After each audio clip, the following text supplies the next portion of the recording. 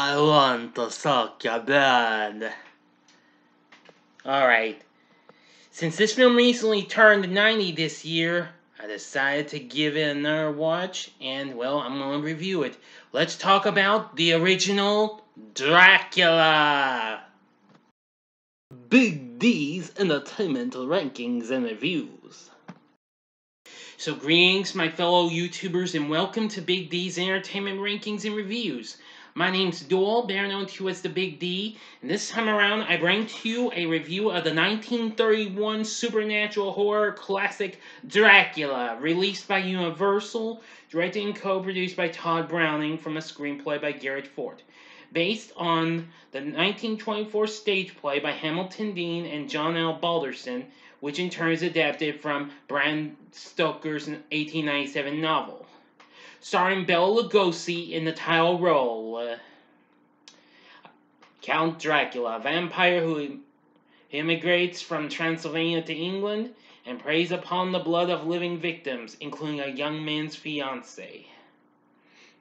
Now, this film was the first sound film adaptation of the Stoker novel. Now, I'm pretty sure this, well, I said it was the original, but I think there was another adaptation of it, though. I don't know. Anyway, several actors were considered to portray the title character, but Lugosi, who had previously played the role on Broadway, eventually got the part.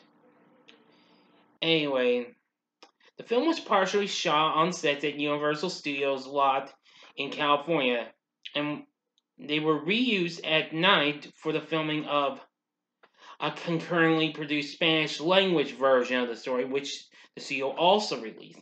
It was a big success for the studio and led to several sequels and spin-offs. So now let's get into the story. Renfield is a solicitor traveling to Count Dracula's castle in Transylvania on a business matter. The local village people fear that vampires inhabit the castle and warn Renfield not to go there. Renfield refuses to stay at the village inn and asks his carriage driver to take him to the Borgo Pass. Renfield is driven to the castle by Dracula's coach, with Dracula disguised as the driver. En route, Renfield sticks his head out the window to ask the driver to slow down, but sees the driver has disappeared. A bat leads the horses. Renfield enters the castle, welcomed by the charming but eccentric Count, who, unbeknownst to Renfield, is a vampire. They discuss Dracula's intention to lease Carfax Abbey in England, where he intends to travel the next day. Dracula hypnotizes Renfield into opening a window. Renfield faints as a bat appears and Dracula's 3 wives close in on him. Dracula waves them away, then attacks Renfield himself. Aboard the schooner Vesta, Renfield is a raving lunatic slave to Dracula, who hides in a coffin and feeds on the ship's crew. When the ship reaches England, Renfield is discovered to be the only living person. Renfield is sent to Dr. Seward's sanitarium adjoining Carfax Abbey.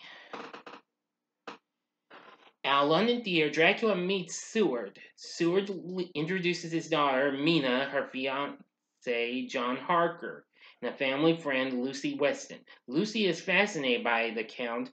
That night, he enters her room and feasts on her blood while she sleeps.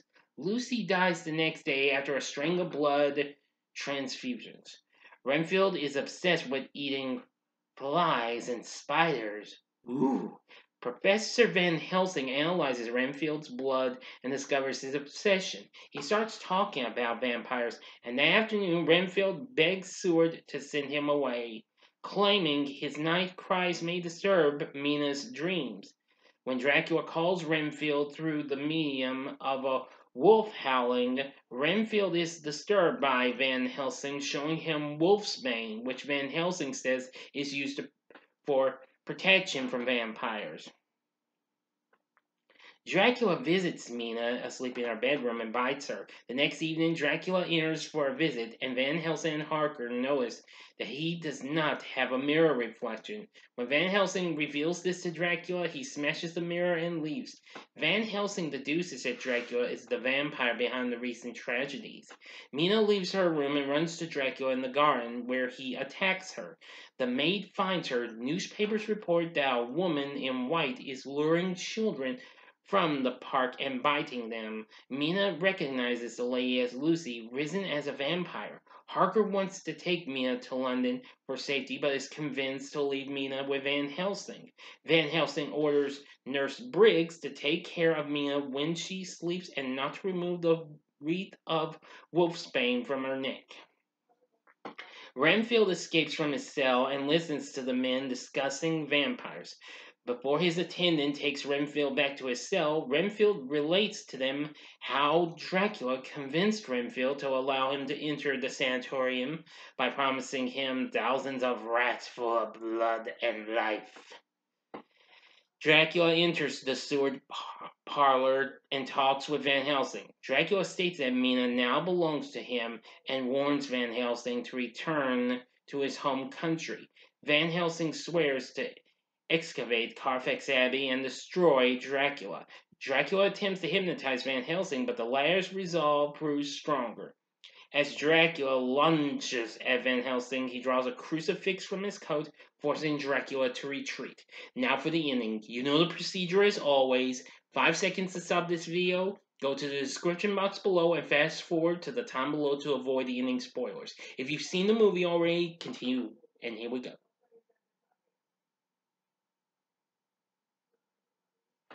Okay, you've been warned. Harker visits Mina on a terrace, and she speaks of how much she loves nights and fogs. A bat flies above them and squeaks to Mina. She then attacks Harker, but Van Helsing and Seward save him. Mina confesses what Dracula has done to her and tells Harker that their love is finished. Dracula hypnotizes Briggs into removing the wolfsbane from Mina's neck and opening the windows. Van Helsing and Harker see Renfield heading for Carfax Abbey.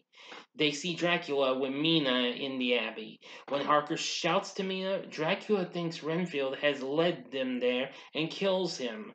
Dracula is hunted by Van Helsing and Harker, who know that Dracula is forced to sleep in his coffin during daylight and the sun is rising.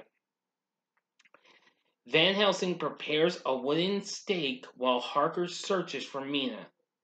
Van Helsing impales Dracula through the heart, killing him, and Mina returns to normal. End of story.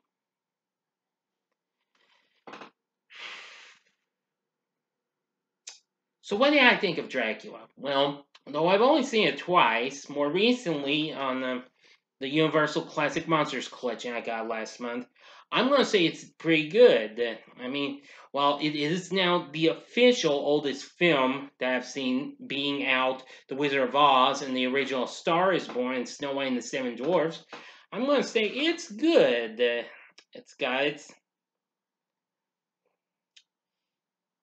It's got all of its great moments and what have you. I mean, it's a fine. I agree with one of these reviews calling it a fine melodrama. This is definitely good, but this is really a good picture, since it was one of the first monster movies from Universal.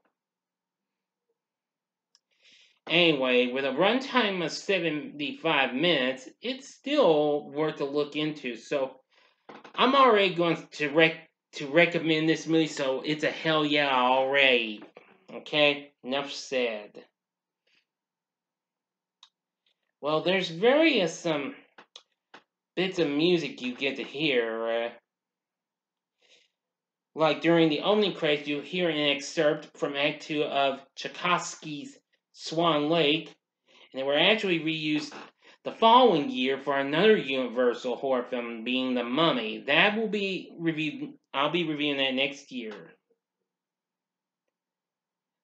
And one of Wagner's numbers can be heard during the theater scene. Anyway, And you even get to hear the dark opening of Schubert's Unfinished Symphony. Incredible. But anyway, I give credit to the cast as well. Bela Lugosi, definitely good as our title character. Helen Chandler as Mina, very good. David Manners as John Harker, very good. Dwight Fry as Renfield. Let's see. Edward Van Sloan as Van Helsing. Joan Standing as Nurse Briggs, but there was an error on the opening credits. She is misidentified as Maid, a maid, unfortunately. Frances Dade as Lucy. Let's see. Herbert Bunston as Dr. Seward, and Hallowell Hobbs as Hawkins. Yeah.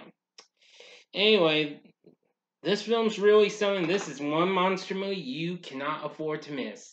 I have come to like the original Dracula, and I've come to like a few of the Universal monster flicks I've seen. I need to watch some more. I mean, now that I've got Peacock, I'll probably look into a few more of these monster movies and what have you.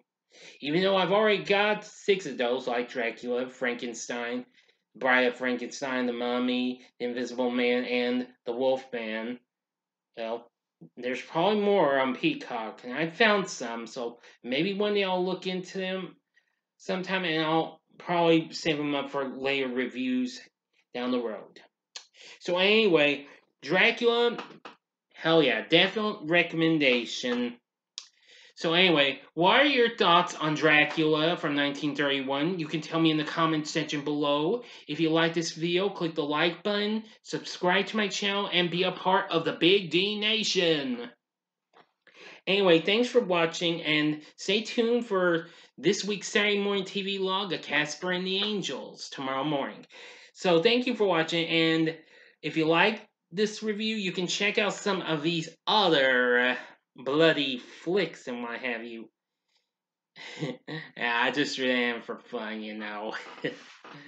Anyway, in the upper left-hand corner is the blaxploitation take of this here character in the form of Blackula, which that happens to be the film I'll be doing a live stream of tomorrow night at 7 o'clock Central Time. Or you can check out its sequel, Scream Blackula Scream, in the upper right-hand corner, or if you just want something else that's not horror related, go to the bottom left-hand corner and see my recent review for the original Dune from 1984. In the bottom right-hand corner is the button you can click to subscribe. If you like rankings and reviews on movies, TV, music, video games, etc., then I'm your guy. Thanks for watching. Until next time, I'm the Big D saying, see ya.